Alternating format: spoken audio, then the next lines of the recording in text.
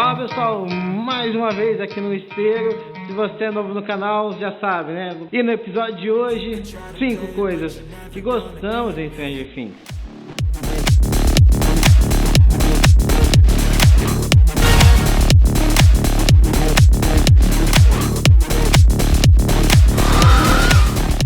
Eu não sou crítico de cinema, por isso a minha função na verdade não é criticar. Na verdade eu sou diretor de cena, trabalho mais com videoclipe, mas a gente produz alguns curtas-metragens.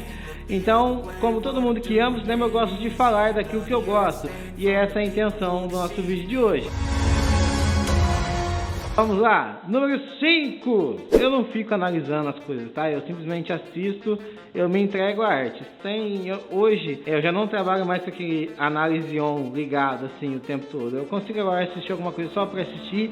E aí quando eu gosto muito, eu reassisto e começo a analisar. Esse não foi o caso de Stranger Things. Eu não parei para ficar analisando, mas quando a gente estava discutindo qual ia ser o tema do vídeo, eu parei e pensei algumas coisas que eu acho que eu gosto em Stranger Things e que me faz gostar e que talvez faça você gostar também. E o número 5 é cultura pop americana dos anos 80.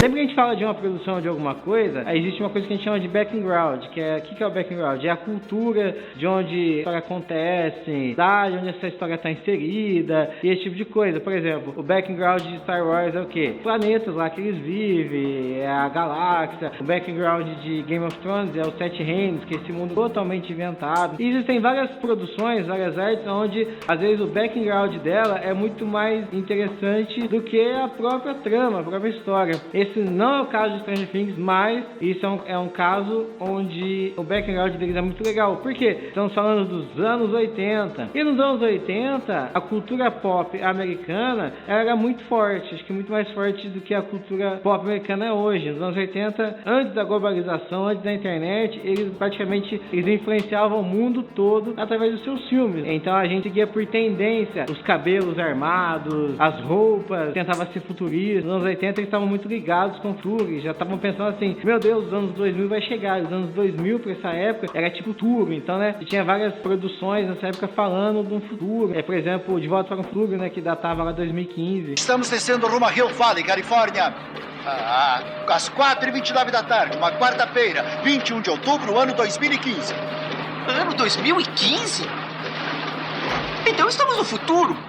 Futuro? Mate, como assim? Como podemos estar no futuro? Blade Runner também se passa em 2019, tem carro voador, então eles estavam muito interessados no futuro, no caso da chegada da virada do milênio. E isso é muito interessante em Stranger Things porque é onde a história se passa. Ela se passa nos anos 80, ela tem influência da arte dos anos 80, da roupa dos anos 80, da arquitetura dos anos 80. Nós estamos falando do quê? Fliperamas, casas de fliperama que existia. A gente está falando de shopping center na terceira temporada. O cara tinha um negócio com shopping center naquela época, né? Uma novidade de shopping center. Eu tô falando do cinema da época influenciando, ou seja, a cultura pop americana, que é muito interessante para nós, por isso nós temos tantas produções. Aqueles que viveram essa cultura, eles têm um negócio de nostalgia, e aqueles que não viveram, é uma novidade do passado. Número 4 nós temos a trama de Stranger Things. Cara, é importante falar, nem toda arte ela tá linkada com uma trama bem específica, ou a trama é levada a sério. Não que não é levada a sério. Existem filmes onde a experiência audiovisual é mais importante, uns filmes mais experimentais. Existem filmes que a gente está falando de desenvolvimento de personagem. Por exemplo, Taxi Driver, que é um filme que o diretor, o Martin Scorsese, está contando a história de um personagem.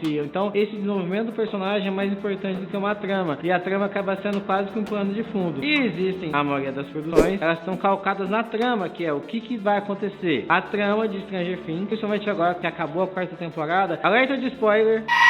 Por esse pedaço, quando você vê que na verdade o Vecna, ele que estava por trás de tudo, você percebe como tudo tá ligado, e isso é muito bom. Além disso, a gente tem uma trama que mistura suspense, que tem uma pitada de terror, que tem comédia, que tem aventura infantil, um pouco de karatê, tem um pouco de tudo. Parece um grande filme do Steven Spielberg. Essa trama, ela é fantástica. Algumas temporadas melhores, como a primeira e a quarta, outras nem tão boas como a segunda, e algumas ok, como a terceira temporada. Mas de maneira geral, eles têm uma trama boa, muito legal, muito interessante, que faz a gente querer saber aonde essa história vai dar.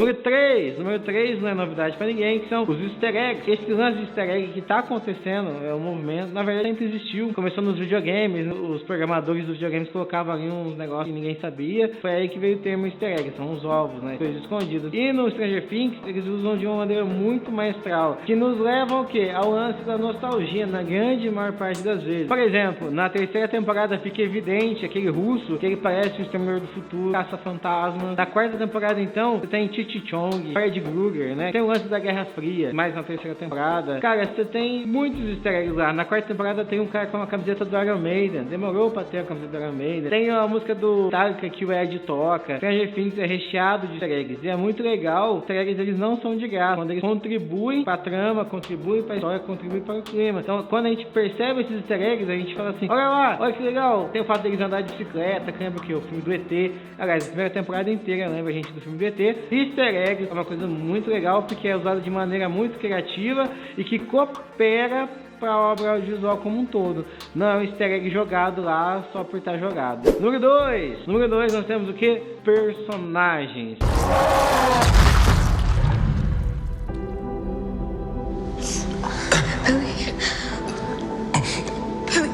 Billy, get up, please. Billy, wake up. Billy, get up, please.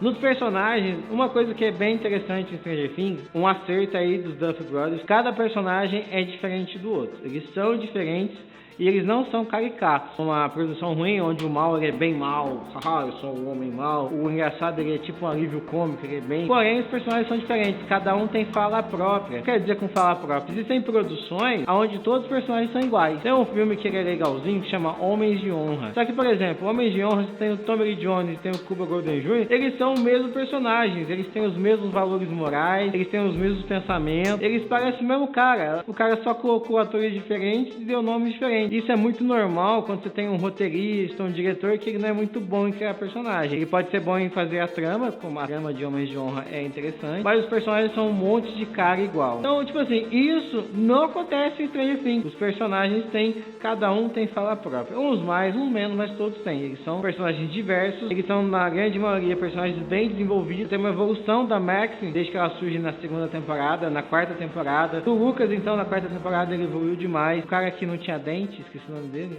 Hi, I'm Dustin. Ele roubou a cena, né? Ele era pra ser tipo um dos protagonistas, mas um protagonista coadjuvante, que acaba sendo quase que o principal ali da história. O principal protagonista, que coisa louca.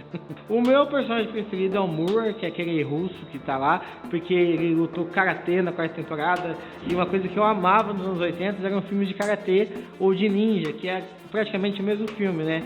Que é tipo, tem os três ninjas, tem o ninja americano, que é dos anos 90, mas parece um filme dos anos 80. Então, tipo assim, Stranger Things tem uma relação tão profunda com personagens que nenhum personagem morre.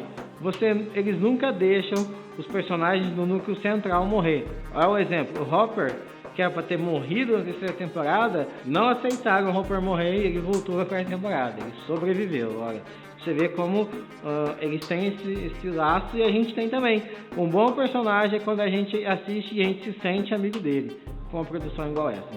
This is what we call the demo pit. We're going to be shooting in here a little bit today with David and Winona. We're also going to be shooting some other stuff, so come check it out. Gente, número 1, eu acho que o que mais me faz gostar de Stranger Things é tudo que eu falei, mas eu acho que a principal coisa em Stranger Things é a amizade. Oh, é verdade, eles têm aquela genuína amizade que os filmes dos anos 80 tinham. Você consegue ver em ET, você consegue ver nos Goonies. Qualquer produção dos anos 80 que tem um grupo de amigos, eles têm aquele lance da amizade que tá... Não vou falar que tá acima de tudo, mas a amizade é muito importante. O amor entre amigos. O Ed, mesmo antes de morrer, fala lá pro Dusty que ama ele. E de fato, ali a amizade é uma coisa que é bacana. A gente gosta de ver amizades sinceras em filmes, ou tipo aquela amizade. Por que é legal a gente ver amizade? A amizade nessas produções, eu acho que na vida real também, quem sabe, ela tem um lance do altruísmo, onde eles se sacrificam em prol do amigo, eles não deixam os amigos para trás, eles fazem tudo e mais um pouco em nome da amizade. Então, a amizade, o tema da amizade é extremamente bem explorado em Stranger Things, corrobora para tudo que eu falei anteriormente. Gente, Além disso, nós temos, né, agora é um plus aqui, de quem trabalha na área, que nós temos uma produção impecável, extremamente cinematográfica, direção de arte impecável, direção fotográfica impecável, tudo tecnicamente é bem feito e de roteiro muito bem pensado, com ressalva em algumas temporadas. Stranger Things não é esse sucesso à toa, né? Então, escreve aqui nos comentários o que mais te faz gostar de Stranger Things, além das coisas que eu falei, você concorda com o que eu falei, você tinha enxergado para essa ótica que eu falei, você não tinha, pensa diferente, fala aqui nos comentários, vamos falar sobre isso e valeu!